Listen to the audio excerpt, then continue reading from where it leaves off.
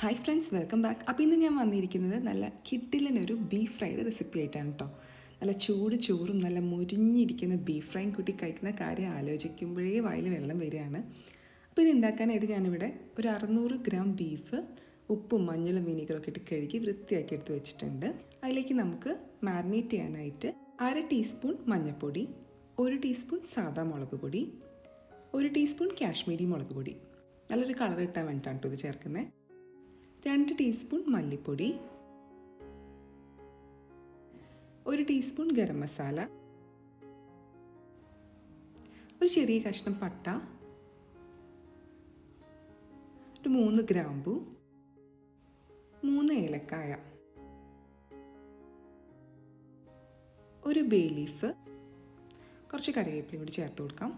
പിന്നെ 1 ടീസ്പൂൺ കുരുമുളക് പൊടി, 1 ടീസ്പൂൺ ഉപ്പ്, 1 ടേബിൾ സ്പൂൺ ഇഞ്ചി ചതച്ചത്, 1 ടേബിൾ സ്പൂൺ വെളുത്തുള്ളി ചതച്ചത്, 1 ടേബിൾ സ്പൂൺ വെളിച്ചെണ്ണ, ഒരു പകുതി ലെമണിൻ്റെ ജ്യൂസും കൂടി ചേർത്ത് കൊടുക്കാം. ഇനി നമുക്ക് നല്ല പോലെ ഒന്ന് മിക്സ് ചെയ്തെടുക്കണം. എന്നിട്ടൊരു 30 മിനിറ്റ് മാരിനേറ്റ് ചെയ്യാനായിട്ട് ഫ്രിഡ്ജിലെടുത്ത് വയ്ക്കാം. ഞാനിപ്പോൾ കുറച്ച് എല്ലുള്ള പീസും കുറച്ച് നെയ്ക്കഷ്ണം കൂടി ചേർത്തിട്ടുണ്ട് ഈ ബീഫിൽ. അപ്പോൾ നല്ലൊരു ടേസ്റ്റ് ഉണ്ടാവും ബീഫ് ഫ്രൈ ഉണ്ടാക്കുമ്പോൾ. അപ്പോൾ നിങ്ങൾക്ക് എല്ല് പീസൊന്നും ഇഷ്ടമില്ലെങ്കിൽ ബീഫ് കുക്കായി കഴിഞ്ഞതിന് ശേഷം അതെടുത്ത് മാറ്റിയാൽ മതി. ഇനി നമുക്ക് ഈ മാരിനേറ്റ് ചെയ്തിട്ടുള്ള ബീഫ് പ്രഷർ കുക്ക് ചെയ്തെടുക്കണം. അപ്പോൾ അതിനായിട്ടൊരു പ്രഷർ കുക്കറിലേക്ക് ഇത് മാറ്റാം. എന്നിട്ടൊരു 4 വിസിൽ വരുന്നവരെ മീഡിയം ഫ്ലെയിമിലിട്ടിട്ട് നമുക്ക് പ്രഷർ കുക്ക് ചെയ്യാം. ഞാൻ ഇതിനകത്തേക്ക് വെള്ളമൊന്നും എക്സ്ട്രാ ഒഴിച്ചു കൊടുത്തിട്ടില്ല. ബീഫിൽ നിന്ന് തന്നെ അത്യാവശ്യം വെള്ളം ഇറങ്ങി വരും. ഇത് കണ്ടോ, ബീഫ് ഇപ്പോൾ കുക്കായി വന്നിട്ടുണ്ട്. ഇനി നമുക്ക് ഒരു മസാല ഉണ്ടാക്കണം. അതിനായിട്ടൊരു പാൻ അടുപ്പത്തേക്ക് വയ്ക്കാം കേട്ടോ. ആവശ്യത്തിന് വെളിച്ചെണ്ണ ഒഴിച്ചു കൊടുക്കാം നമുക്ക്. ഞാനിപ്പോൾ ഒരു 3 ടീസ്പൂൺ വെളിച്ചെണ്ണയാണ് ചേർത്ത് കൊടുത്തിരിക്കുന്നത്. ഇതിലേക്ക് ഇനി ആദ്യം തന്നെ നമുക്ക് തേങ്ങക്കൊത്ത് ചേർത്ത് കൊടുക്കാം. ഞങ്ങളുടെ കയ്യിലുണ്ടെങ്കിൽ മാത്രം ചേർത്ത് കൊടുത്താൽ മതി.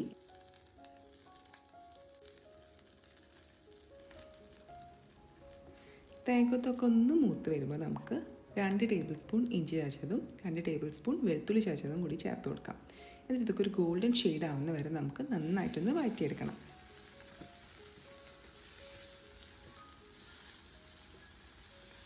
അപ്പോൾ ഇത് നല്ലൊരു ഗോൾഡൻ ഷെയ്ഡായി വന്നിട്ടുണ്ട്. ഈ ടൈമിൽ നമുക്ക് ഉള്ളി ചതച്ചത് ചേർത്ത് കൊടുക്കാം. ഇതിപ്പോൾ ഒരു 15 ഉള്ളി ഉണ്ട്, ഏകദേശം ഒരു 100 ഗ്രാം ഉണ്ടാവും. അതിൻ്റെ ഒപ്പം തന്നെ ഒരു 1/2 ടീസ്പൂൺ ഉപ്പ് കൂടി ചേർത്തിട്ട് നല്ലപോലെ ഒന്ന് വഴറ്റിയെടുക്കാം നമുക്ക്.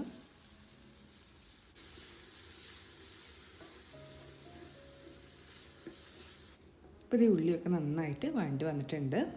ഇനിയാണ് നമ്മുടെ സ്പെഷ്യൽ ഇൻഗ്രീഡിയൻറ്റ് നമ്മൾ ചേർത്ത് കൊടുക്കാൻ പോകുന്നത്. ഇതിപ്പോൾ ഒരു മുറി കൊപ്രയാണ്, തേങ്ങ ഉണക്കിയത്.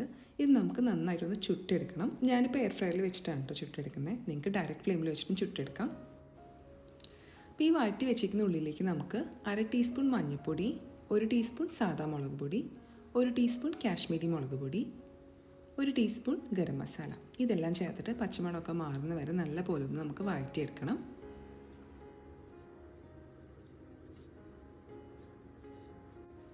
അപ്പോൾ ഇത് വഴണ്ടി വന്നിട്ടുണ്ട്, പച്ചമണമൊക്കെ മാറിയിട്ടുണ്ട്. ഇനി നമുക്ക് വേവിച്ച് വെച്ചിരിക്കുന്ന ബീഫ് ഇതിലേക്ക് ചേർത്ത് കൊടുക്കാം.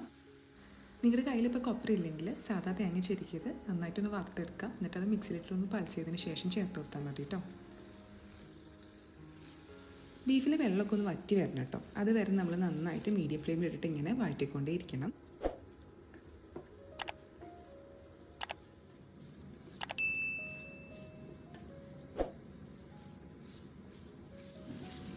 ഇപ്പോൾ വറ്റി വന്നിട്ടുണ്ട്. പിന്നെ നമ്മൾ നേരത്തെ ചുട്ടെടുത്തിട്ടുള്ള കൊപ്രയാണിത്. അത് നമുക്ക് ഒരു മിക്സിയുടെ ജാറിലേക്ക് അരിഞ്ഞിട്ട് ഇട്ട് കൊടുക്കാം.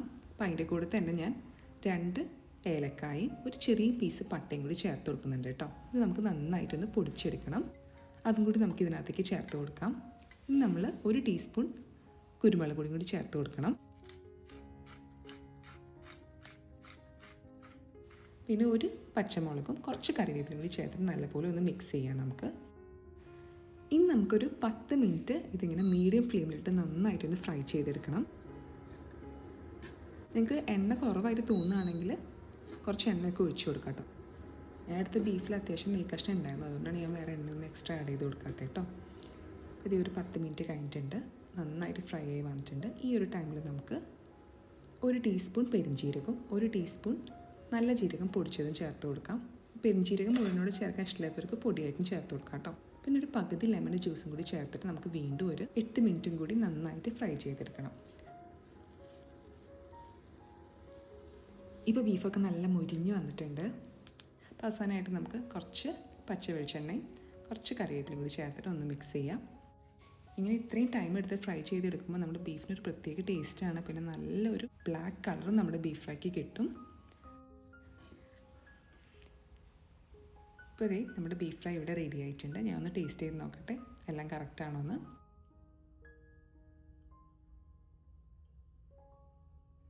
എല്ലാം പെർഫെക്റ്റ് ആണ്, നല്ല അടിപൊളിയായി വന്നിട്ടുണ്ട്. അപ്പോൾ ഈ സൂപ്പർ ബീഫ് ഫ്രൈ എല്ലാവരും ഒന്ന് ഉണ്ടാക്കി നോക്കണേ. ട്രൈ ചെയ്ത് നോക്കിയിട്ട് ഇഷ്ടമാണെങ്കിൽ നമ്മുടെ ചാനൽ സബ്സ്ക്രൈബ് ചെയ്യാൻ മറക്കരുത് കേട്ടോ. Thank you for watching. Bye bye.